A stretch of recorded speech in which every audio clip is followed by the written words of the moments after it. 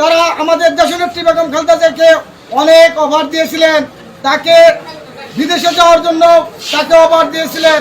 সে তখন যদি তাদের সাথে যদি আপোষ করতেন, তাহলে এই ফ্যাসিবাদ সরকার তখন এই দেশে হাল ধরতে পারে নাই। এবং আমাদের দেশনেত্রী বেগম খালেদা জিয়া আমাদের সারা বাংলাদেশের জনগণের কথা ভেবেছেন। জনগণ আমাদের দেশনেত্রী বেগম খালেদা জিয়া সবসময় চিন্তা করেছেন আমাদের জনগণকে, বাংলাদেশের জনগণকে রেখে কোথাও যাওয়া যাবে না। তাই এই ফ্যাসিবাদ সরকার তখনকার আমলে ফখরুদ্দিন মহিউদ্দিনের সাথে হাত মিলিয়ে তখন ক্ষমতায় এসেছিলেন। আমাদের দেশনেত্রী বেগম খালেদা জিয়া সে সুখের চিন্তা না করে আমাদের পাশে সবসময় ছিলেন এবং এখন পর্যন্ত আছে। এবং বিশেষ করে আজকে 15 আগস্ট এই দিনে সে জন্মগ্রহণ করেন।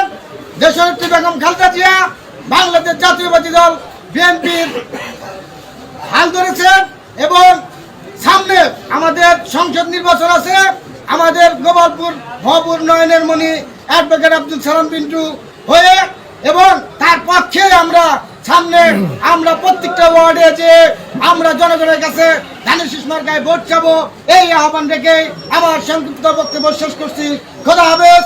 বাংলাদেশ জিন্দাবাদ। শহীদ জিয়া ওমর হক, খালেদা জিয়া জিন্দাবাদ, আব্দুল সালাম পিন্টু জিন্দাবাদ, সুলতান সালাউদ্দিন টুকু ভাই জিন্দাবাদ জিন্দাবাদ। সকলকে ধন্যবাদ। আসসালামু আলাইকুম।